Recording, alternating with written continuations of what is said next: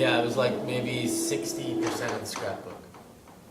I wanted to be able to do this in like that amount of time, so I kind of took out some of the young photos and stuff. So how did you feel when you found it? Like, actually, would you describe like how you found it? Well, there was a house, right? And then they were taking everything out of the house and putting it in a dumpster, right? And then in the middle of the night, I took everything out of the dumpster and put it on the sidewalk to make sure I didn't miss anything. And so I could, like, have the furniture and fit it all into my van, Tetris style, so I can get the most stuff in there. And I was looking through the boxes of this person's life. Obviously, whoever it was an elderly person from all the medicines and the smell. You can smell an old person's stuff, it's just the way it is. So obviously they died, and there's no heirs. And so obviously some relation or something, but, I had all the documents of this person's life, so had the birth certificate and the obituary. So your guess is as good as mine. There was no other clues with any of the other stuff. It was just, phone bills. None of the last names to any of the paperwork matched and stuff. These guys who were throwing this stuff away, they didn't even look through any of the boxes. I found jewelry and stuff. It was just get it out, put it in the dumpster, and that's just kind of the way it was. The poems were ripped out of books. They were like pages of, it's hard to tell on this So kind of. she was a published poet. Published poet. Yeah. There's dozens of her published poems in the scrapbook. I chose those three. And then the two deaths poem is like, I don't know, I don't even know what to say. Like, did you know when you found the book that you wanted to do something like this with it? Well, it's kind of my thing, I make a show out of things that you wouldn't normally see a show in. So I was stalking you on the internet too. Many people do. And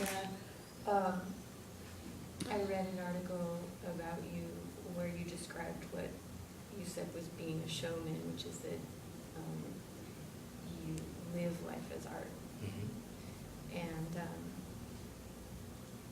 this is not a question, but I just want to say that I aspire to that. That thought was completely, sadly alien to me. And I guess I wanted to ask you when you consciously made that decision. I made the decision long before I could talk about it. 25 years before I could ever put it into words. I started doing these things, and putting it into words was this confounding, to write the book, it was like this confounding, thing.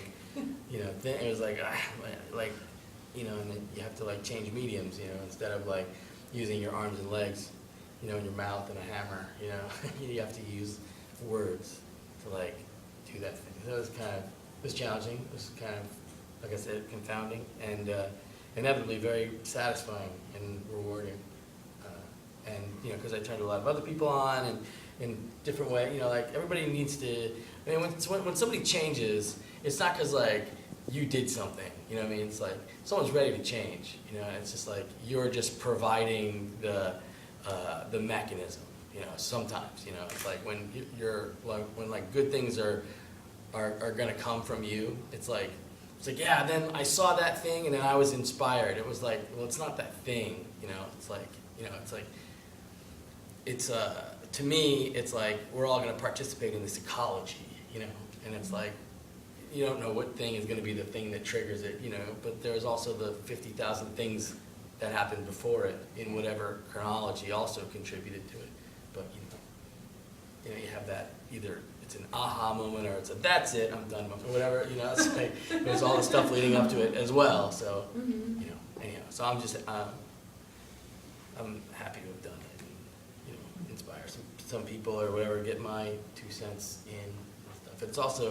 It's made me really appreciate other people who have embraced that medium of writing and stuff, because it's not, every book is just that's a heartbreak.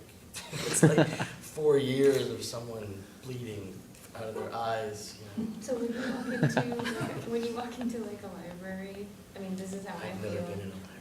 You've never been in a library? Ever? I've never been in a library. By choice or just? It's just never worked out that I just haven't needed what a library was providing. So how about a bookstore? Yeah, I've been to bookstores. So when you walk into a bookstore, do you feel like, shit, like, look at this? Well, I mean, now that it's like the aggravation of writing a book is, you know, like 2 years ago and stuff, you know, so, but like when it was more palpable, like at that time, it was like every one of these was like this torture, all these people were like chained to a desk, you know, so, I don't know. It's an interesting experience to drag your body through. Yeah, yeah. So speaking of this book, you're having an event soon. Yes. Do you want to tell me about? A good friend of mine is a pain in the ass, and he wrote a book, and he didn't want to have like a real big book party. He didn't want to do a big book release party. But the book that he wrote was about this community that we all kind of contributed to. It was like this open source community. But then he gets to write the book and write his name at the bottom of it and say that he authored these ideas. And I was just like, well, if you're gonna like be part of this community and then claim to be the fucking leader, the least you could do is throw a party that all the people who contributed to the book can fit at.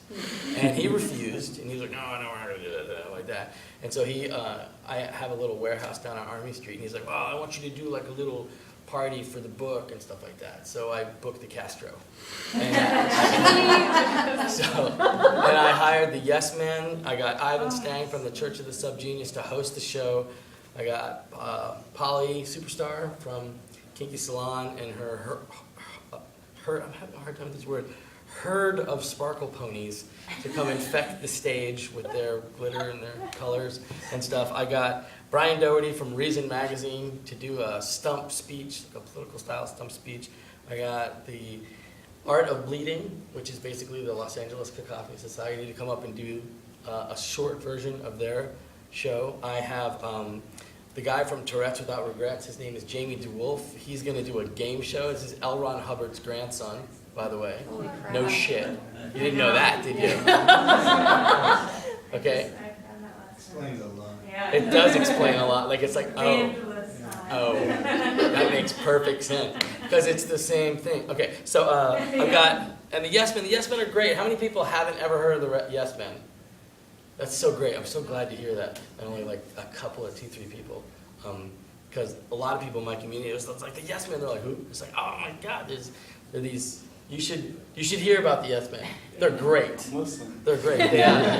My favorite thing the Yes Men did is that he got up in a suit, you know, looks like a regular guy, and said, "Hi, I'm from DuPont Chemical or Dow Chemical," and like giving a speech to the media, saying like, "We are issuing a formal apology for making the land toxic and spilling the chemicals, and we're issuing $140 billion restitution to this community and stuff. We're going to build a community center, and we're going to give everybody free health care and all these things." And it's not true. He's not really from Dow Chemical. He's a prankster, you know, and he's one of the Yes Men. And so Dow Chemical had to issue a response saying that, no, we're not apologizing. They had to like say it, you know. And it's like, we're not giving this community any money, and we're not. And it's genius. It's like, fuck, man. Why didn't I think of that? You know, it was jealousy. When I read that, I was just like, all right, I'll give you the money. And they made a couple movies, and like it's weird. They're like the golden boys of prank. Everything they touch is just this golden. This is beautiful. And then they got dozens of these things, and it's a really great kind of a direct guerrilla action. And you know, it's non-violent. You know, it's just words. You know, it's just play acting. You know, and it's the way revolution is, to me. It's supposed to feel. It's like kind of funny, and like the joke's on you. Kind of in the end. That's kind of anyhow. So that's the show we're doing. It's an unauthorized book release party. It's the first time anyone's ever had a book release party that the authors have refused to go to. The authors hate the idea, and they're trying to have the show shut down. They petitioned the Castro and they're like writing letters saying what a bad guy I am, and or whatever, unkind to small animals or something. The Castro's like, sorry, buddy, we cashed the check. So So that's that show. I haven't met you before, but you have this incredible energy of can do. Is there anything that you have tried? I can do anything. There's nothing. But there's a trick. Okay, wait. Yes. There's a trick. You also can do anything. And the only difference between the two of us is that I know that. So, because if you knew that, you wouldn't be asking me. It's kind of a weird thing. That's the whole possibility thing. You can just do whatever you want. You really can. Do you have a chicken story? I don't. I hate chicken shit. And I hate the fucking chicken salt and pepper shakers that people buy me when they visit the South. The chicken paperweights and door openers, stoppers, can openers, and compasses and all that stuff. I don't collect any of that stuff. I bring it right to the thrift store. I have a lot of chicken stories because my name is Chicken. Yeah. So the people buy me all this chicken junk. And everybody thinks that I keep chickens or something. Did you pick that name? I guess I picked it because I didn't punch everybody every time they said it, which I kind of regret sometimes, that I could have just punched that kid.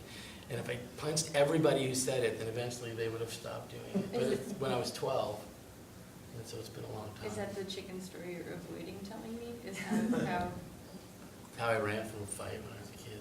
Oh, really?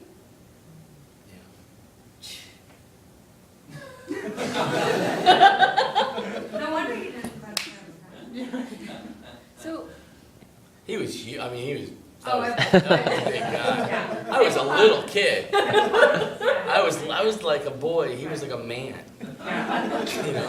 6th grade, 8th grade. That's a big. His voice changed. I think he was held back a year. I made out with his girlfriend. He got really mad, man. He got really mad. You want to know his name? Dean Fazio. Wow. I know, it's a great villain name. Yeah. We should have read him a letter. I haven't looked for him. I don't want to know. I don't want to know what fast food restaurant he's working at. Do any of you guys have questions for? Have you tried to find the children of Margaret that were listed in those clippings or anything, or any of the? Now I'm pretty Relative. comfortable with the ending I have, but Rucker, you can do a little research. I gave the book away the first time I did this show. I let the audience each rip a page out and take home with them, just as a experiment in impermanence. But we have the digital document that'll last a couple of years until the computers change and then it's gone or whatever. No, but it's here now. I mean, as long as we're here. Yeah. It's all. Still, Thank you so much. You're welcome. Thank you for sticking it out to the end too. You're gonna go on a boat and all those idiots. Ship of fools. I'll be king Why are you fool. talking about possibility? You're gonna go to that's pretty impossible. Nuh-uh. I'm going. It's really possible. Yeah, it's really possible. Totally possible. Yeah. It's gonna be awesome. I actually, when I first found out I was going, the first thing I thought just popped into my head. I love animals, by the way, but the first thing that popped into my head was, fuck, I'm gonna get eaten by a polar bear. Polar bears are pretty tough. And they sent us a little warning email saying that we have to be under armed guard at all times. And then they said because of bear activity. Yeah. I was like, fuck, I dreamt that I was gonna get eaten by a polar bear. So, but you know what? It's a good way to go. That'll be the next slideshow. Make sure you set the geocache before you get eaten by the polar Yeah, bear. and then leave my camera running. Exactly, Yeah. exactly. And then that movie could double feature with Grizzly Man. There you The go, bear. there you go. Thank you Do you have so a much. good way out of this? Do I what? Do you have an ending? No, I thought I'd make it awkward, as awkward as possible. Awkward's good. Yeah.